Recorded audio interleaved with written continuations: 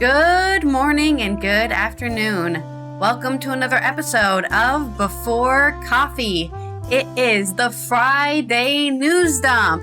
Yep, the weekend is almost here, and we're going to cover all the news events that are happening before that weekend, so you don't have to worry, and you can have a carefree weekend where you don't have to be doom scrolling and discovering what all is happening around the world, because we've already told you. So this is Before Coffee, the father and daughter comprehensive news of Planet podcast, where we look up our news 10 to 15 minutes before we've started, and we haven't drunk any caffeine. Doesn't mean you can't get a cup though, so pull one up, stir some cream in your coffee, and let's read out today's headlines for this Friday news dump.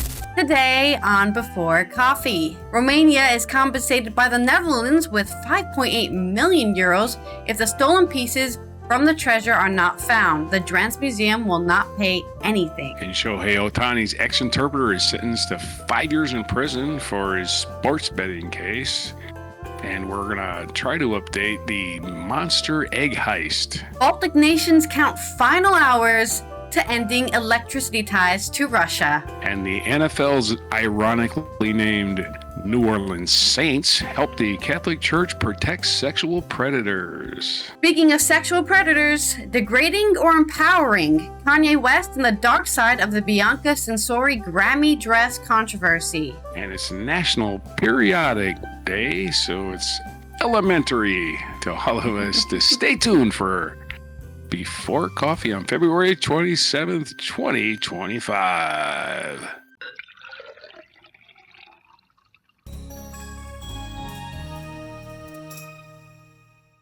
Isn't there a rap? I'm pretty sure there's a rap for this. I don't know it. I think Daniel Radcliffe knows it. I've seen him do it on shows where you say every periodic table element in a rap or something.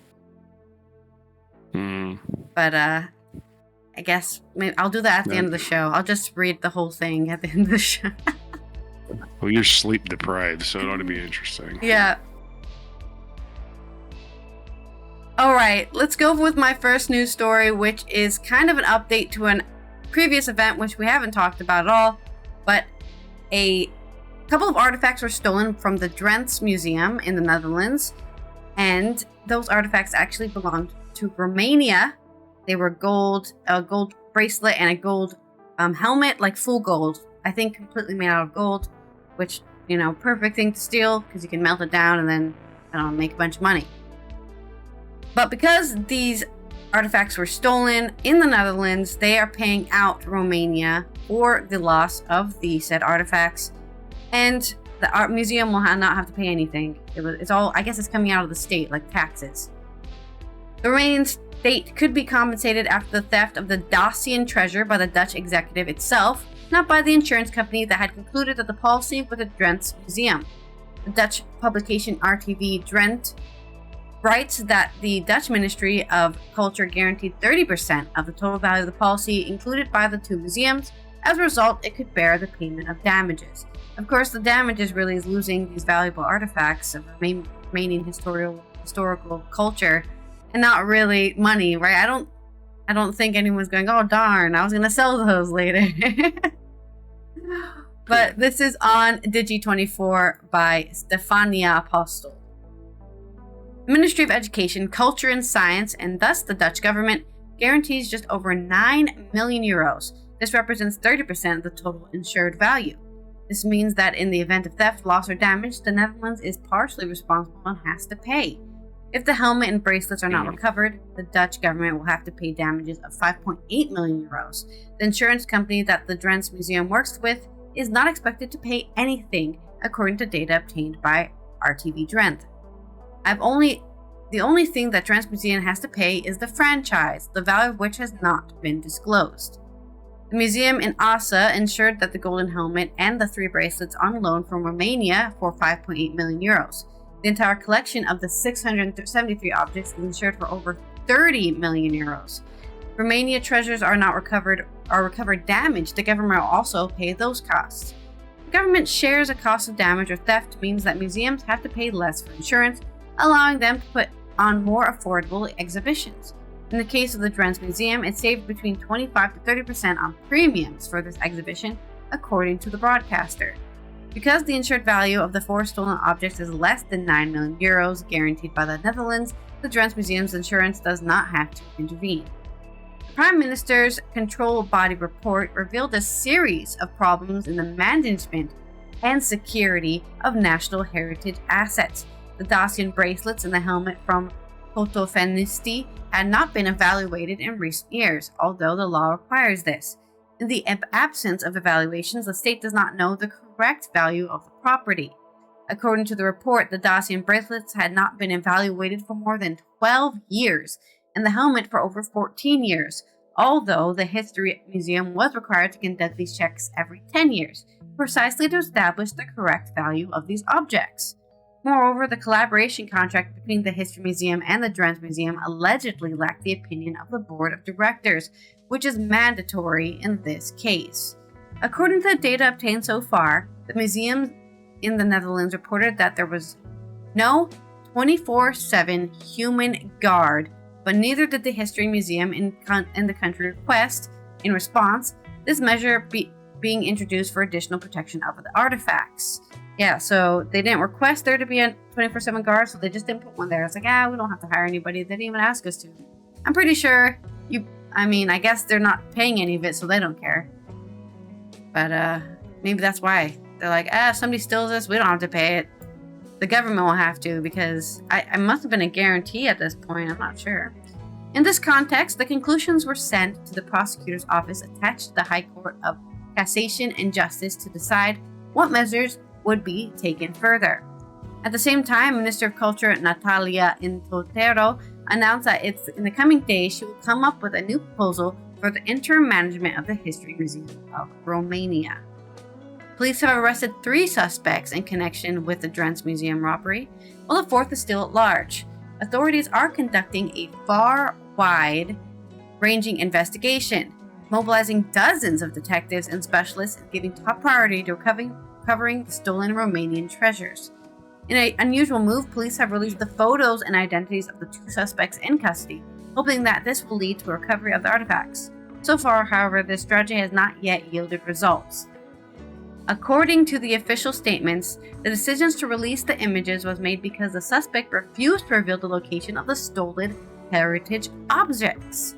3 arrested 2 men and a woman remain in custody of the authorities. Arthur Brand, a renowned expert in the recovery of stolen art and artifacts, warns that there is a 50% chance that nearly pure gold objects have already been melted down just by being held. Honestly, they're pure gold. Oh, it melted because I touched it for too long. I put it in my jacket. It got very warm, and now it's deformed. However, the fact that the police were able to catch the suspects in a relatively short time gives them hope that the robbery has not reached an irreversible point. The main concern is the refusal to cooperate with the investigators. The suspects are not talking at all. You would expect that once detained, they would stop providing information. The fact that they are keeping quiet could mean that the artifacts no longer exist, Brand said on Eve television show earlier this week, according to news.romania. So that's unfortunately might be the case. I had a small little thought while I was reading that, what if these guys thought they were saving the Roman artifacts from some Dutch colonialist ownership or something? Hey, this is a Romanian artifact. We're stealing it back. But I don't think that's the case. I truly think these people saw, hey, there's a whole gold artifact. We can melt that down and be rich. And, they may be rich, but I don't know how they're going to get that money in prison. So I guess, good luck. And I don't know. It's a shame. It's really just a shame. That's what it is. Mm-hmm. Yes. Is there a segue in there? Nope. Unless you want me to say it now. It's time for your story about eggs. Is it time? Actually, no. My segue is going to be somebody else going to prison. Hey. Well, somebody who deserves it. This time it's an interpreter for a baseball player. And we're going to do. And we did this story today. 6 months ago or something. It was definitely during the summer, I think. Yeah. It was the beginning of last season when this came out. So That started about a year ago. APnews.com is Amy Taxon, baseball star Shohei Otani's ex-interpreter, sentenced to nearly 5 years. The former interpreter for baseball star was sentenced Thursday to nearly 5 years in prison for bank and tax fraud after he stole nearly $17 million from the Los Angeles Dodgers player's bank account. Ipe Mezahara, who was supposed to bridge the gap between a Japanese athlete and his English-speaking teammates and fans, was sentenced in federal court in Santa Ana to 4 years and 9 months after pleading guilty last year. He was ordered Thursday to pay $18 million in restitution, with nearly $17 million going to Otani and the remainder to the IRS.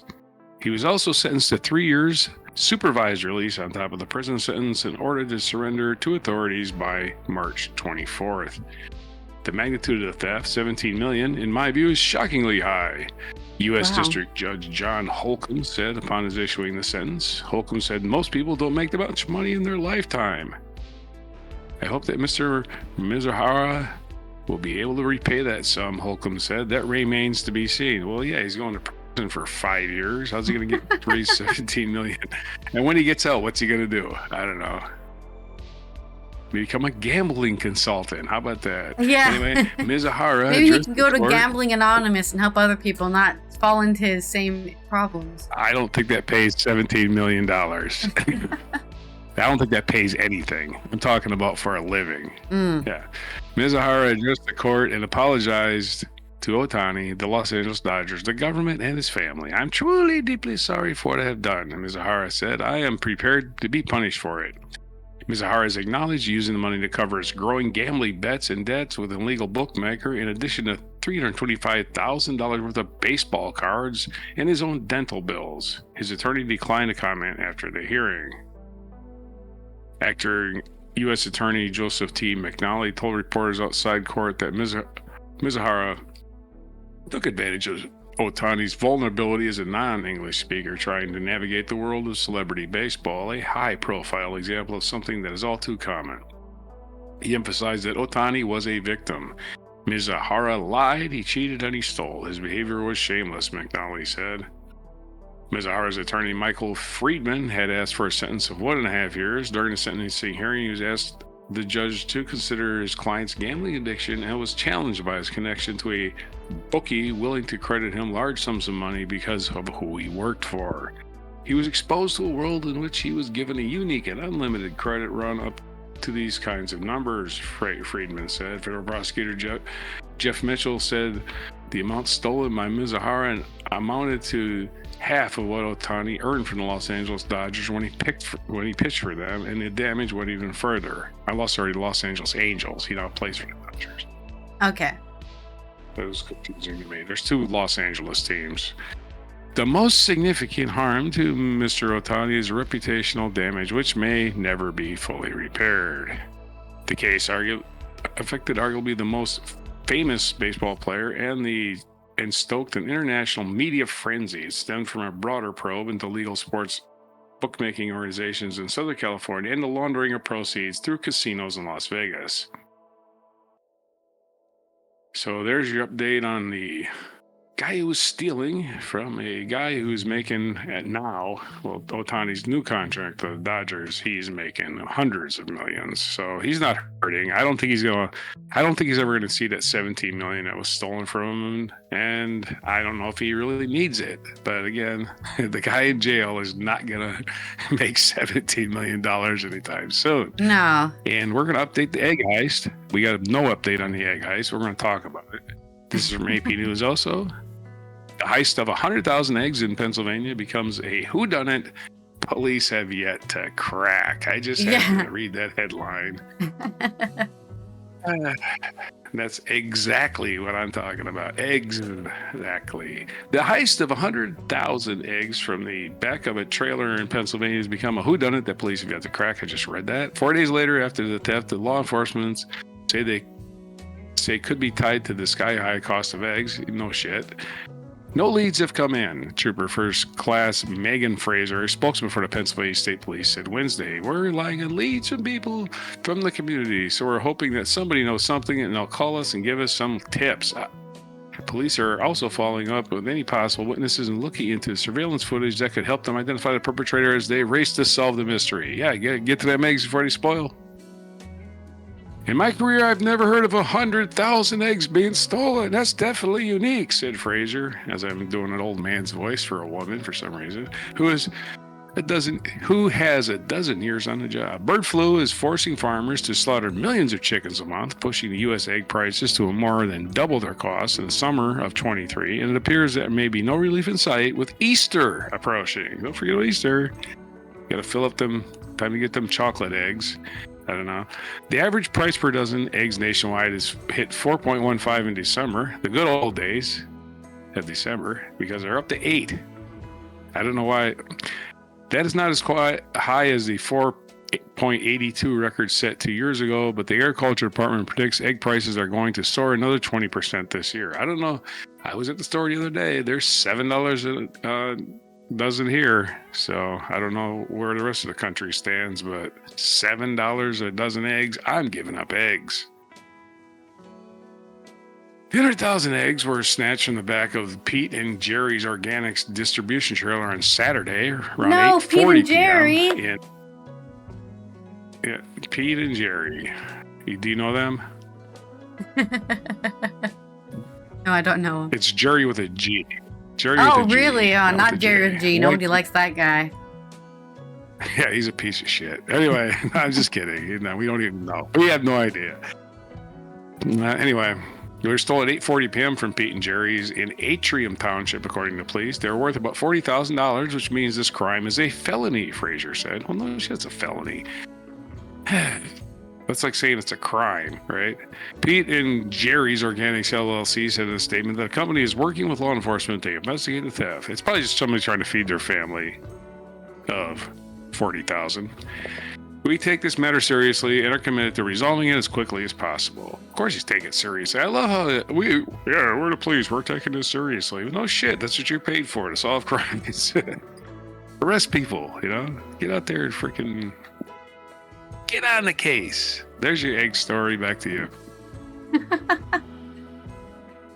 Hopefully none of these eggs drop off, and we'll find these eggs. I'm sure Jerry isn't even in part of the company anymore. I'm sure this is a very old organic aid company that's, he retired 30 years ago. I'm gonna let the police do their job in this one. Yeah. All right.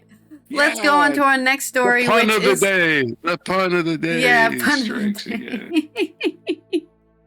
We'll go on to our next story, which is a kind of celebratory story about the Baltic nations counting the final hours of them ending electricity ties to Russia.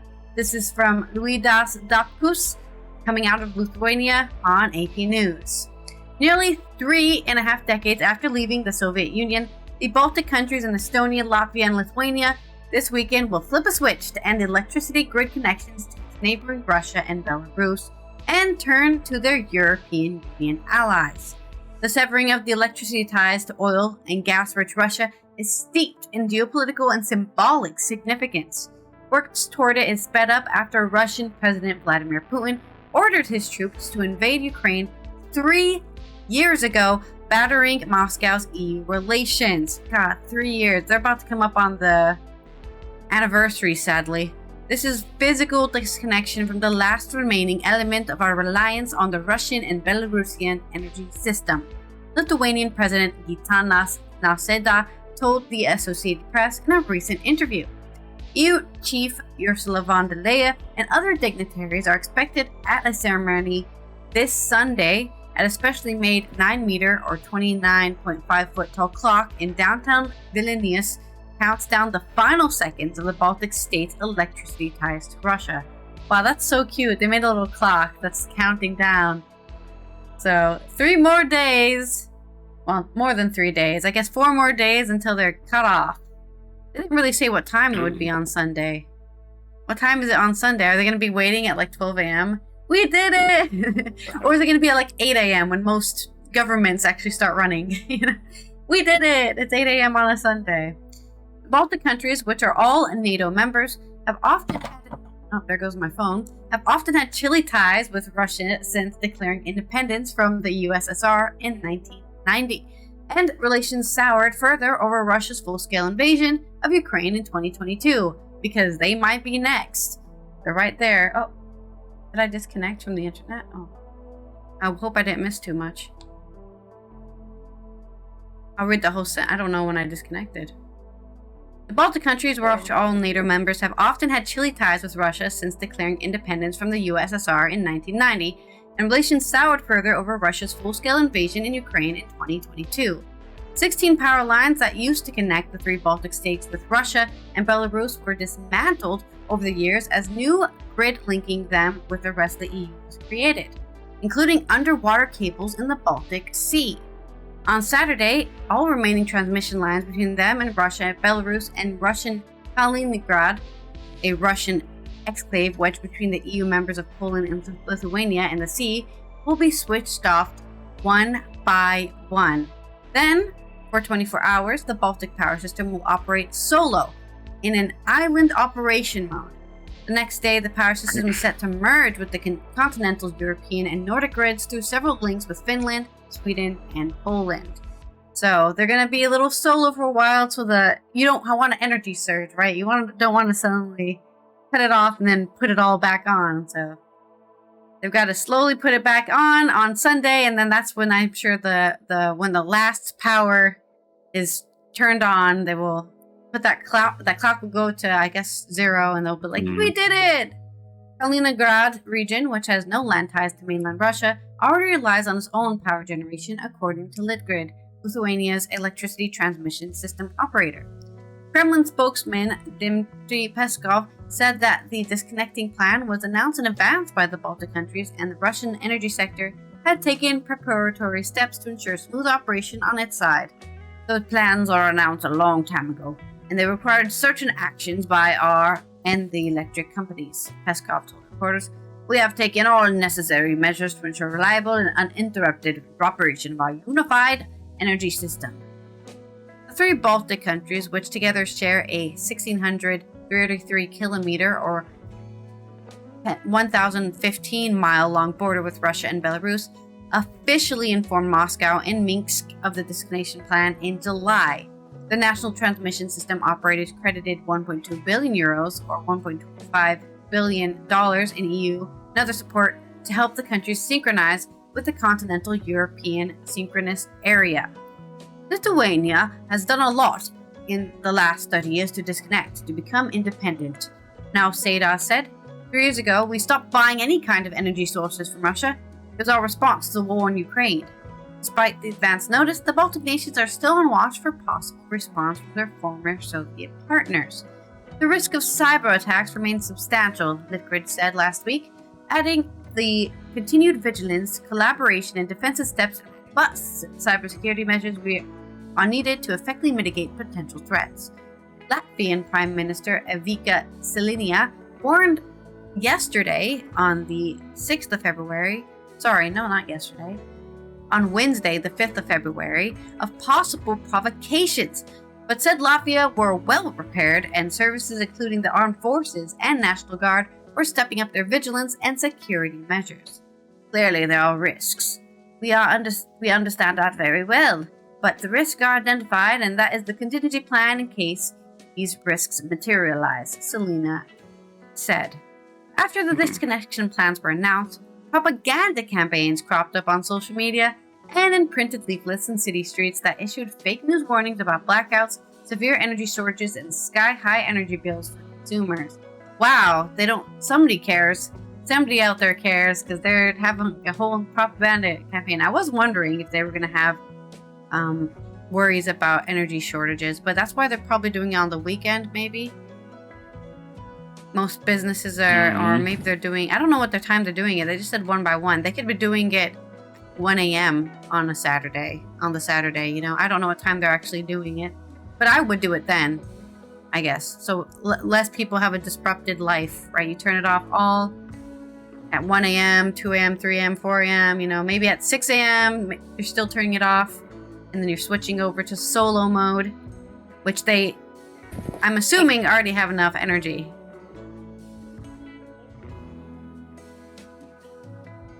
We heard Right. rumors that those rumors are used. Oh wait, we heard those rumors, but we're used to such things already," said Jolanta Karavatiene, a retired teacher in the city of Vilnius. "Of course, we must disconnect from them, given the geopolitical situation. I see no reason for us to be there in the Russian grid. Still, some in the region were taking precautionary measures. Estonia's public broadcaster ERR has reported surging sales of generators. Home appliances chain Bauhof sold dozens more generators last month compared to January a year ago. And rival iHitaus ABC had to limit their purchase a reporter said. So people were buying, I want to buy 15 generators. Sorry, no, you can only buy 2. You can have 1 and then a backup one, okay? But not allowed to buy 15. The Baltic countries steps, I feel like this propaganda plan was a great way to scam people, right? I'm going to buy a bunch of generators, and then we're going to do a propaganda campaign where we'll freak everyone else, and then we'll sell the generators on the black market for way too much money.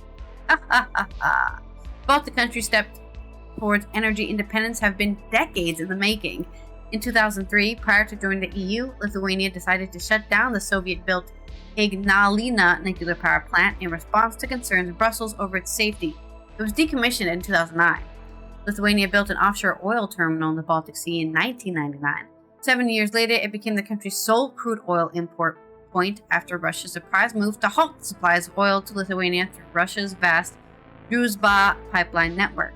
Rokas Masilius, CEO of Litgrid, said Lithuania had suffered a great deal because of Russian actions in the past, such as through halting oil supplies and jacking up prices for gas that his country once depended on.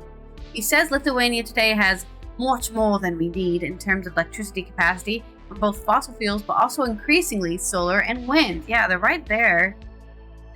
All of the Baltics are right next to the water, so they can also set up these offshore wind farms and just feed off of that. The Netherlands is able to use a lot of the wind farms off of the coast of Amsterdam to make so much energy. But they had to drain the ocean. Yeah. There's no reason that the Baltics can't do it too, right? Any country with a coast, right, they can do that. They can use that coast to make wind farms. He said Lithuania today is much more than they needed in terms of electricity capacity from both fossil fuels and also increasing solar and wind, so we are safe, he said. This connection with Russia is neither bad for them nor bad for us. Celia said, I wish it was bad for them. We were sort of interconnected and independent on each other. Now we just part our ways. 3 Baltic countries have rebuilt power lines and launched a new vast construction and reconstruction program to turn the networks away from Russia and towards the west, the Litgrid CEO added, calling it a technological feat. Actions by Russia, by them being aggressive and pushing their neighbors, has really helped us, Marsilia said. Maybe we've suffered a little with oil prices, with gas prices, but we were forced to act, so we built an alternative route. Now we're in a much better state than we were before, so maybe they wished us ill, but ultimately everything worked very well for us. So congratulations, the Baltics, for freeing yourself from the yoke of Russia. Not that you're very yoked, I guess. It was just one final kind of step. I didn't really hear anything from Estonia here, I don't think. It's mostly Latvia and Lithuania. But Estonia is a little farther away, I guess, from Russia. So they're not right there, but good to hear. And congratulations. And I guess if you want, you can probably watch a live stream somewhere. Lithuania's energy clock countdown for this Sunday, what is the date of this Sunday? So I can't count. The 9th. So on the 9th, you can see the big ceremony where the EU will celebrate with the Baltics and cut off Russian power and put them on the grid. Okay. All right, so I guess we're segueing again. Yep. Awkward. I don't have a pun or a limerick or haiku or anything for that, but I do have a bad segue. So on to other people doing stuff. Terrible segue. This is from friendlyatheist.com. The Friendly Atheist. The New Orleans Saints, which is an NFL football team, helped Catholic Church leaders spin a sex abuse crisis. Two corrupt organizations, not my opinion necessarily, but the opinion of this author, that two corrupt organizations, the NFL team and the Catholic Church, joined forces to protect child predators, according to a stunning reports in the Associated Press.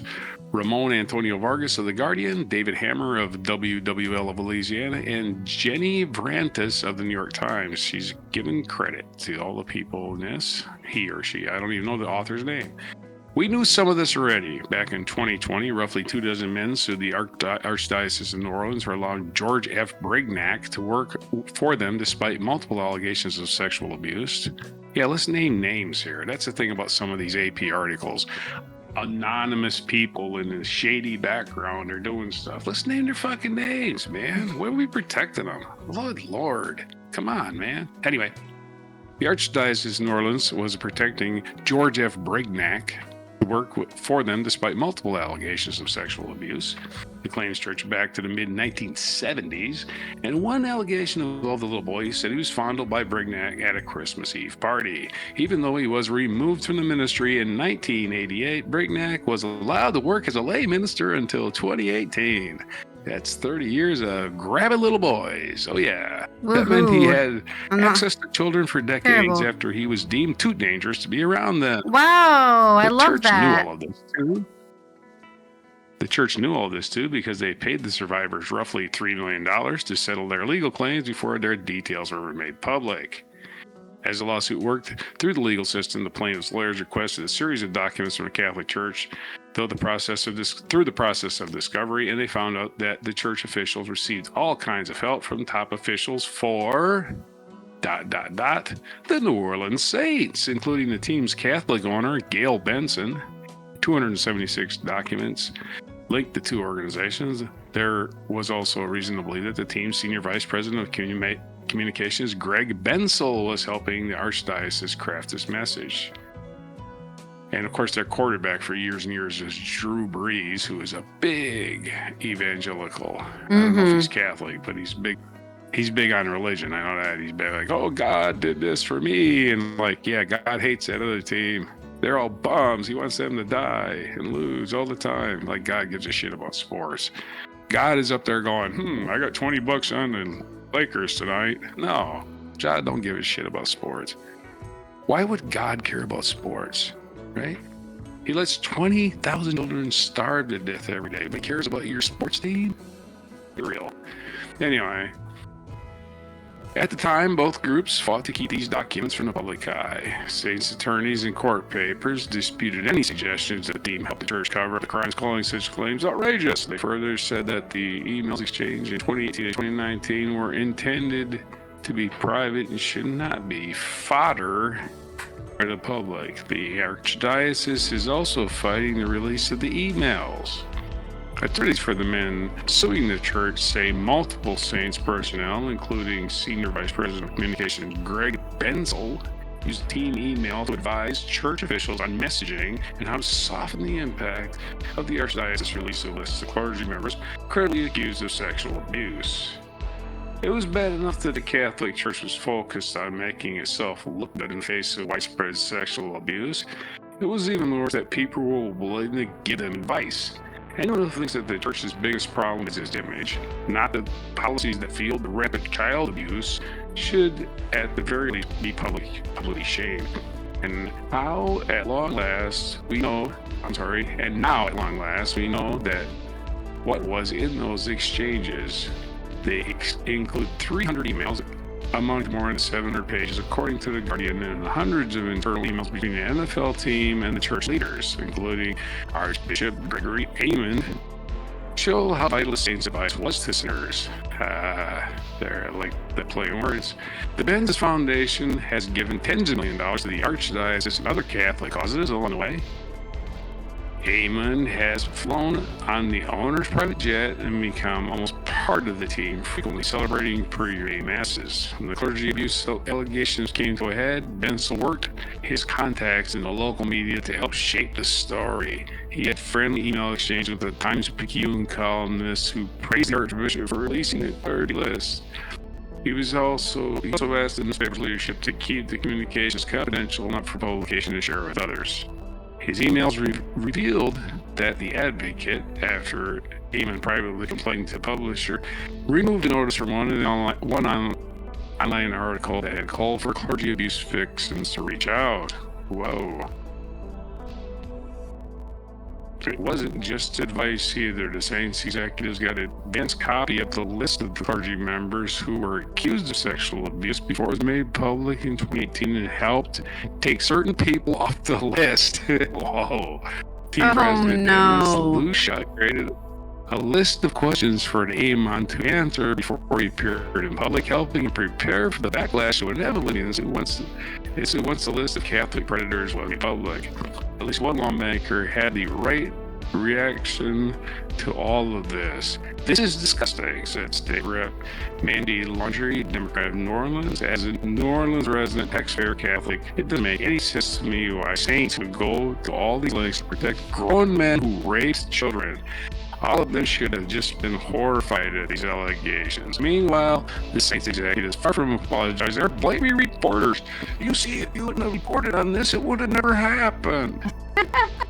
Yeah, you can't hear the tree if there's no one in the forest to see it, right, Paul? Shame on you for not helping her cover up. In a lengthy statement, he criticized the media for using leaked emails for the purpose of misconstruing a well-intended effort. What was your well-intended effort? What was well-intended about it? These are just innocent white men. What are you doing? They're white. No member of the Saints organization condones or wants to cover up the abuse that occurred in Archdiocese of New Orleans. The team said that abuse occurred is a terrible fact. The team doesn't support sexual abuse of children and working with the church to improve its public image, specifically in the face of a sexual abuse scandal, is widely hypocritical. It is no wonder they're mad, though. 5 years ago, when the link came to light, the team said their work with the church was minimal.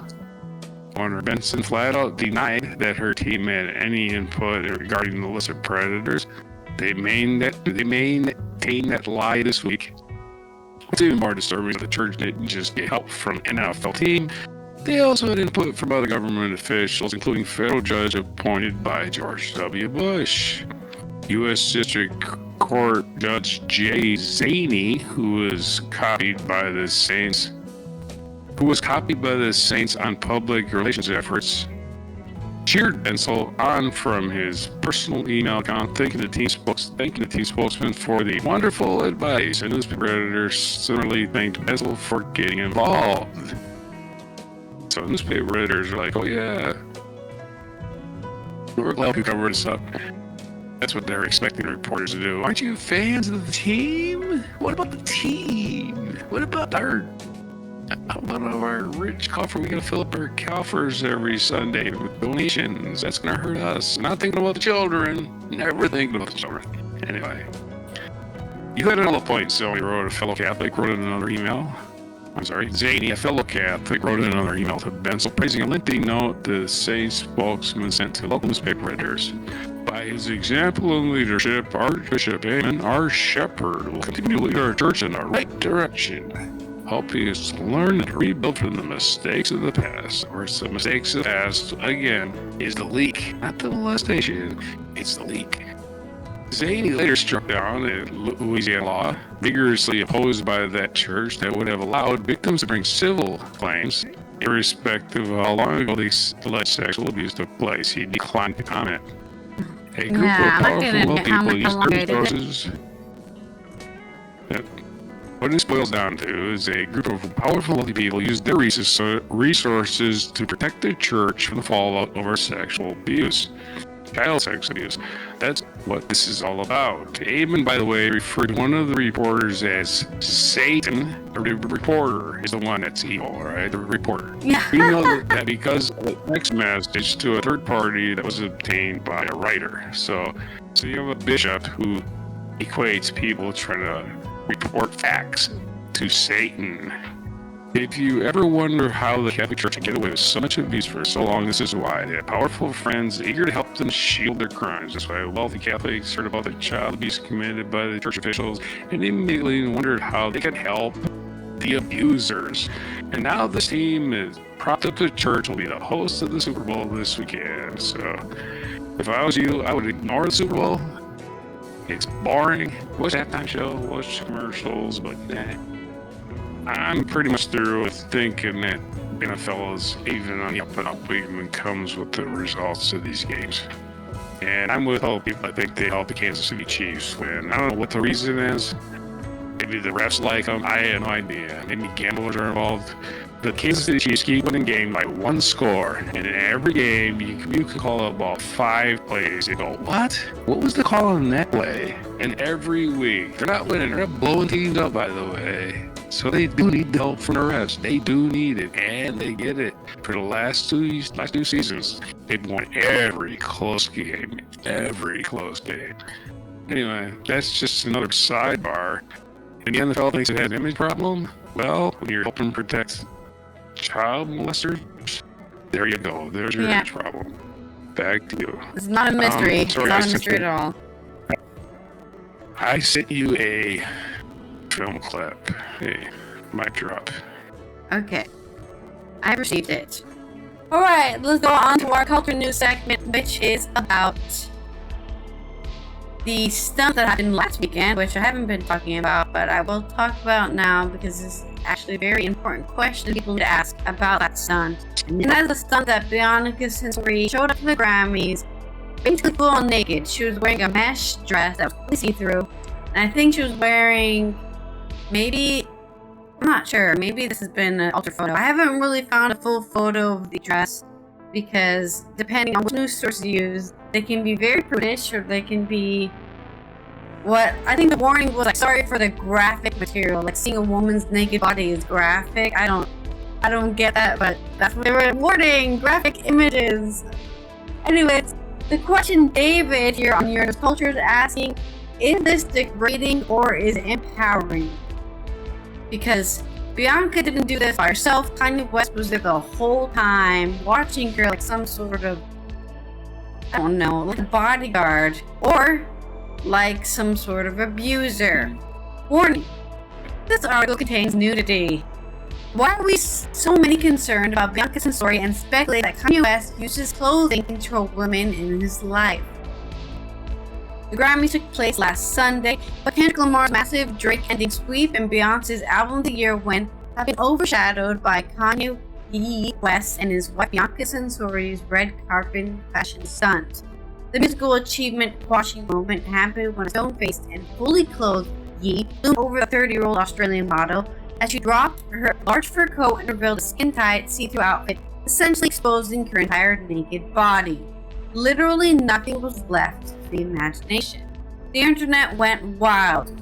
Some saw reference to his Vultures album cover, others casually dismissed it as Ye being Ye, and the whole thing being performance art. And more concerned social media users expressed outrage. This is crazy. This is haute couture. This isn't haute couture. This isn't fashion, wrote one social media user, while another posted, if someone doesn't consent to seeing you naked, that is called indecent exposure, and it is a crime.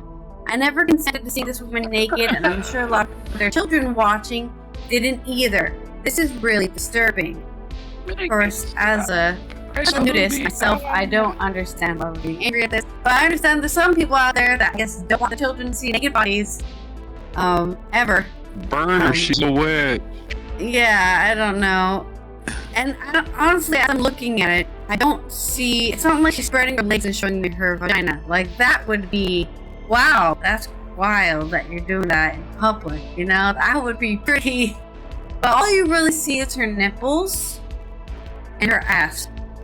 And ass looks like a peach. Everybody has two of them. Yeah, Everyone nipples, has nipples. I've never been insulted by nipples. I hate this whole obsession with everyone being like disgusted by female nipples, which are a feeding device. Like, God, don't get that bottle away from me. Anyways, not saying women are just feeding devices, but that's what the nipple is. It's just a delivery device. There won't be any legal fallout from the Grammy stunt, as the annual award ceremony is a private event and no one from the show contacted police to complain. He has spoken They could rename the show. Sorry? They could rename the show and call it They could rename the show and call it the Mammies. No, the show's already called the Scammies by everyone else because they have terrible takes. Actually, they have a dress code, so Bianca wasn't even allowed in the venue because the Grammys still have a dress code, so she had to still wear clothes to get into the venue. So, on Twitter, Yee set up the dress, praising his smart, talented, brave, and hot wife. Got it? Pointed out that she is hot. Yeah, because that's very important. Be marrying an ugly woman. He added, important. She's hot. If she wasn't hot, this would be wrong. wrong. Terrible. He added, people asked how your mother would feel. You don't know my mama, bitch. He also defended the move in a string of Instagram stories, in which he shared screenshots of Google search trends with more than 5 million searches for his and Sori's name, and the caption, "We beat the Grammys." Okay, I'm gonna cough. So I tried to drink through it. My body just wanted to cough. Okay. So that's what's important. That's what's important to Kanye right now. That his wife is hot, and that they beat the Grammys in social media reach. Congratulations. I'm sure that will make you feel she's better. A gold digger, but It's no secret that both Ye and Sori used their public appearances as theatrical showcases, playing up to the paparazzi aiming for scandal statements. It's essentially their brand, and Sori has been photographed countless times wearing barely their outfits in public. Most of the time, it comes off a desperate shock tactic to make headlines. Sometimes it results in illegal repercussions, like last year in Venice with the water taxi fiasco. For anyone who doesn't remember that, I think she was giving him a blowjob on a water taxi. And yeah, you don't do that in public. Now that I can agree is, terrible. Being naked in public, I don't think is terrible. Doing a sex act in public is definitely egregious. And in France, where she was jail time for shopping around Paris wearing nothing but a pair of cheap tights. Only last month, he shared a picture of some story in the kitchen, wearing a see-through bodysuit and a black latex mask over her head. The image received widespread criticism from his followers. Her posts are disturbing, for one follower. Others expressed fear that Sori is being robbed of her agency. With their past antics in mind, the Grammy stunt becomes obvious, bordering on banal. The goal was clearly to draw attention to themselves, and they won. However, the stunt has prompted a larger conversation about control he has over his wife's fashion choices. His concerns double when the controversial rapper dropped hints that the useless dress could soon be up for sale for hundreds of dollars via his brand Yeezy. And Sori's other see-through Grammy leotard seen below is already available on his website. Okay, so you can buy all of the... I don't know what you'd wear this for, I guess. You can't wear it in public, I can trust you that much. No, I wouldn't. This is why when Kanye said he's the next Bob Dylan. No, you're not. Bob Dylan would be next to his wife. He wouldn't just like a hot wife. He's just obsessed with the cloud. So if there was a mere attention-seeking behavior doubling up as shameless promotional tactic, then why the hubbub? People should be allowed to wear whatever they want if that is what they want to do. If you got it, flaunt it. And shouldn't the criticism be instead aimed at the period it takes conservative pundits like Maggie McCain, for instance? And now believe the post shared on Twitter by Deadline, McCain wrote, "He's West, a repugnant foul piece of garbage, and his wife looks like a victim and a hostage." Of course, that is also obtained by Bianca's agency, because she has agreed with doing these things. You're saying that it's only because of her husband that she does them. That means that she's just for her husband. But she might have done this years before he met her. And we just didn't notice because we weren't living in Australia, where she's from. This is all a response to, well, remember, he had literally no control over Kim Kardashian, so he's gone the other way. He's somebody he could... she does what I want. Tell us what you think, Megan. After all, models, musicians, and actresses have embraced thrilling outfits before. Rose McGowan famously attended the MTV Video Music Awards in 1998, wearing next to nothing. Rihanna left little to imagination in 2014 at the CFDA Awards, named the those example. I remember when Rihanna's nipples were out and everyone's freaking out. Like, oh my god, we can see her nipples! Oh, you're not Rihanna. Ah, they're brown! Like her skin! Surprise! You saw Janet Jackson's bleach her nipple, you know? 40,000 people actually went blind from that. Yeah, oh yeah. Rest in peace to all those people who went blind for seeing nipples. That's right. Of course, in these the whole instances, rail class is not. Rihanna had to pay for them as well. In these instances, the old-fashioned statements were seen as just that. Rihanna's nipple? I was talking about Janet Jackson's story. Oh yeah, yeah. In these instances, both the fashion statements were seen as just that. Sure, the nudity prompted some pearl clutching, but mainly rightfully saw them as a cause for celebration, showing women who control their bodies and expressing their sexual empowerment in fashion. The almighty snag, however, is that context is all important. Yeah, we talked about yesterday too, right? Context is very important, and nothing takes place in a vacuum. Bold fashion statements prompt discussions about the policing of women's bodies. When they are put in context, they can rightfully be perceived as troubling. He has a reputation for controlling behavior, with his ex-partner Kim Kardashian, Judith Fox, and Amber Rose all sharing how the rapper exercised control over their wardrobes. Fox wrote in her memoir, Down the Drain, that she felt like a show monkey, while an episode of Keeping Up Kardashian showed Kanye clearing out Kim's wardrobe in the early stages of their relationship. Incidents like these exacerbate assumptions that the musician uses his partners as props, and the image of a concealed he and practically nude sensory on a Grammy-certified property comes off as problematically gendered and potentially coercive.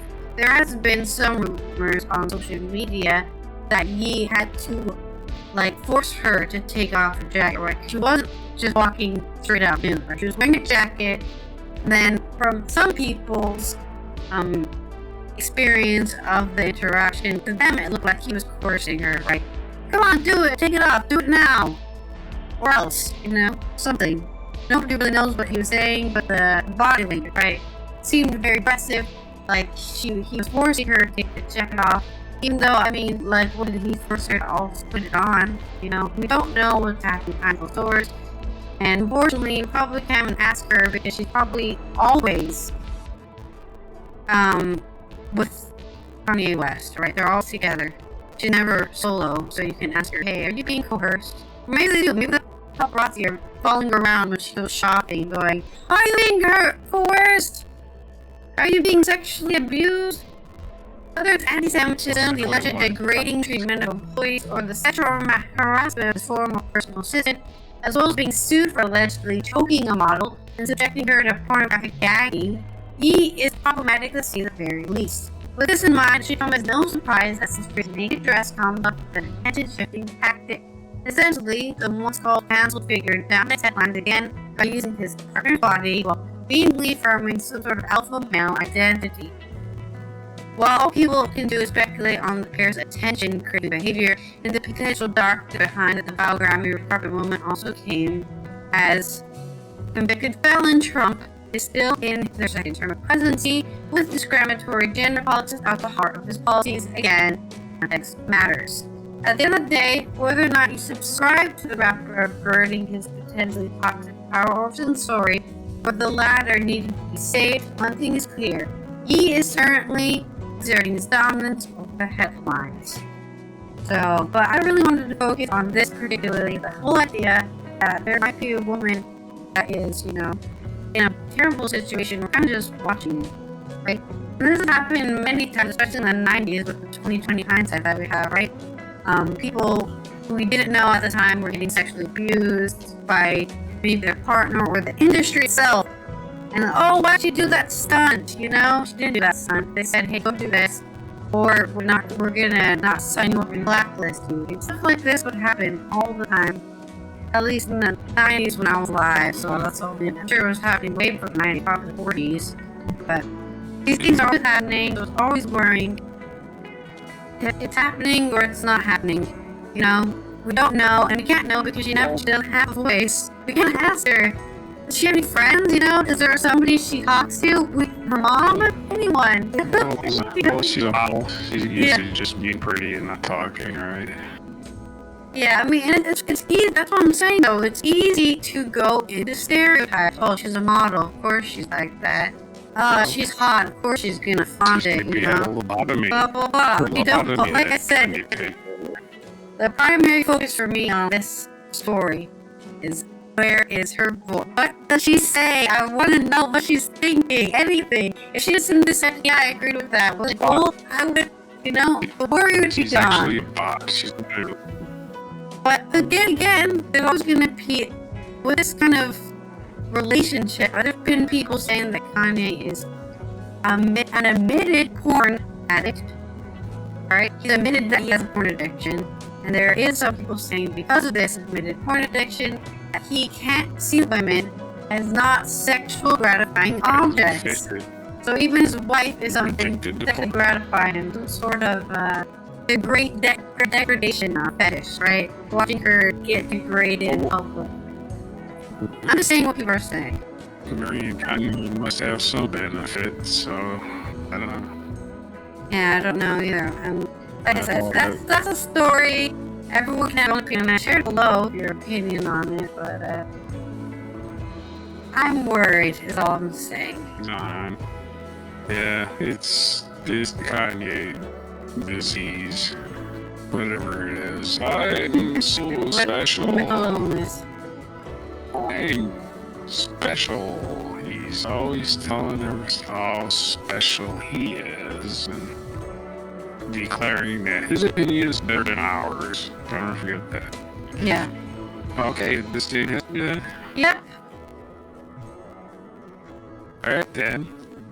In 1477, in this day, English humanist and statesman Sir Thomas More was born in London. Jumping ahead to 1613, Michael Romanov, founder of the Romanov dynasty, became Tsar of Russia, and that lasted, 300 years for Romanov dynasty. Pretty good run. 1812, one of the largest earthquakes in U.S. history occurred along the New Madrid Fault, which is in the middle of the United States. So yeah, it's one of the largest earthquakes ever recorded in 1812. Not on the fault line somewhere in the middle of freaking, the Ring of Fire. It's smack dab in the middle of the United States. Holy crap. Over the Mississippi, near Mississippi. 1885, Sinclair Lewis was born. Sinclair Lewis, an American novelist and social critic who portrayed national complaints since he was broadly drawn widely popular satiric novels, who in 1903 became the first American to win the Nobel Prize.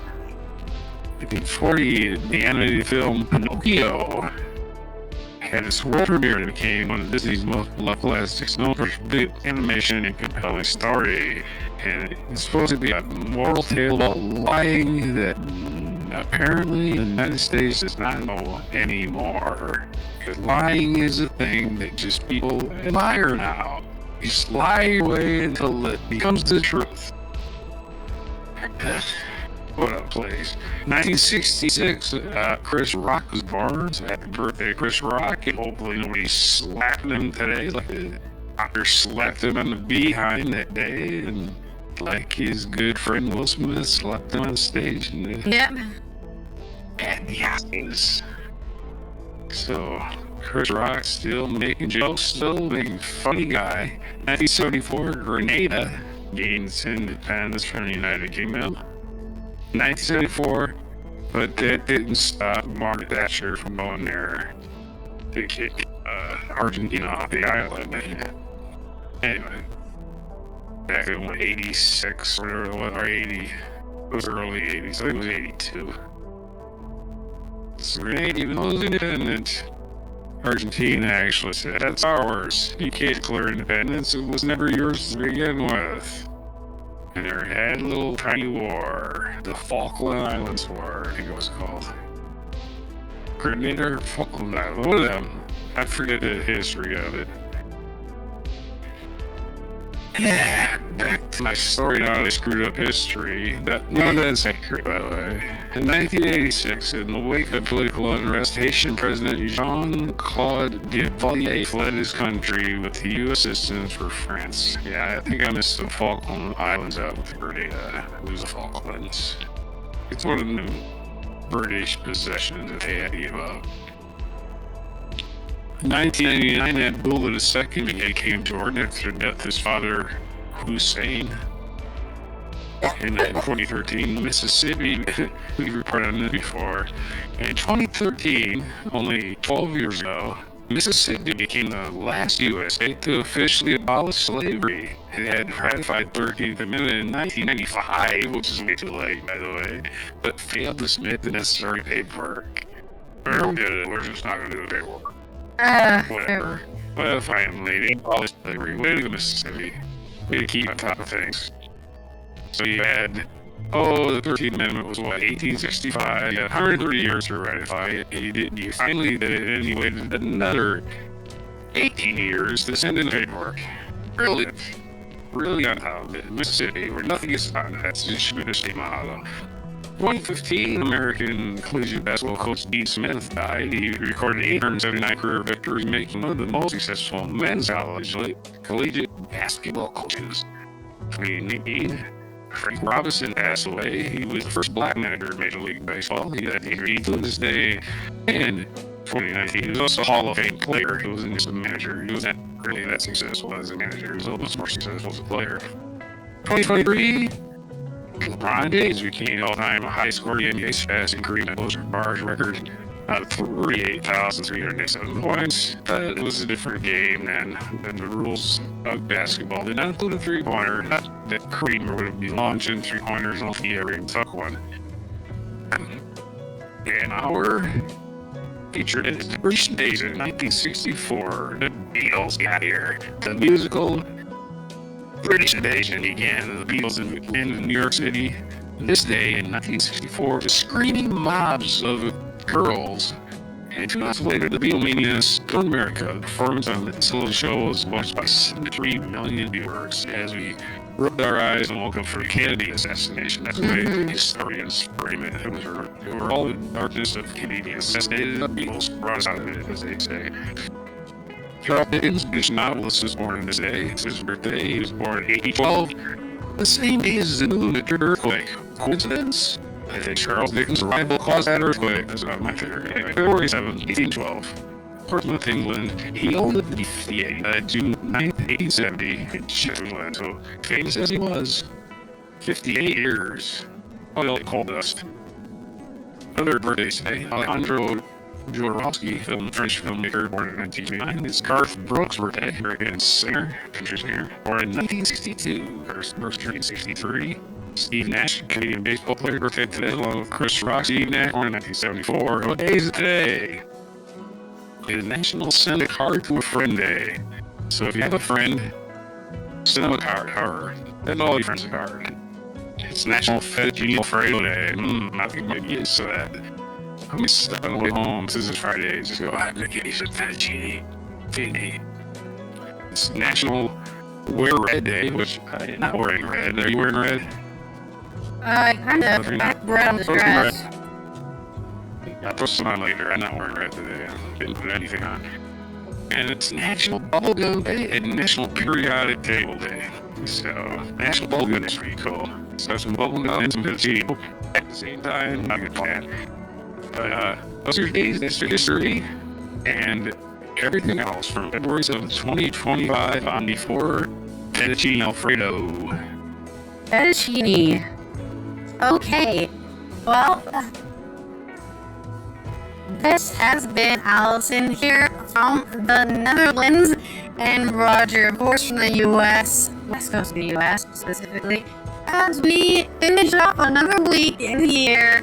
We are hoping to have a good weekend today. You don't have to worry about the news. We told you everything you need to know about.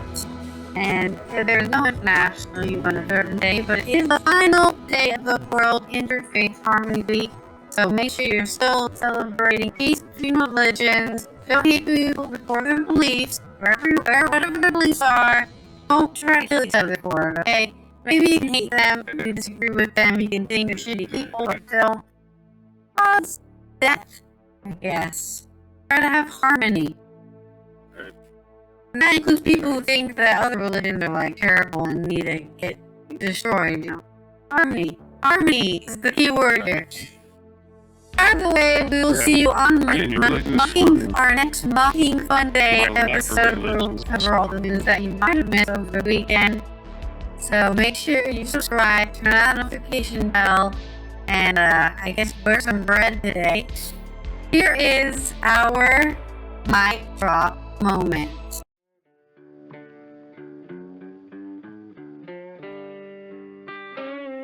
Be sure to hit the like, subscribe, and notify buttons, and follow our other channels, Toxic Alley, History of Gravy, and Scratchy Old Records.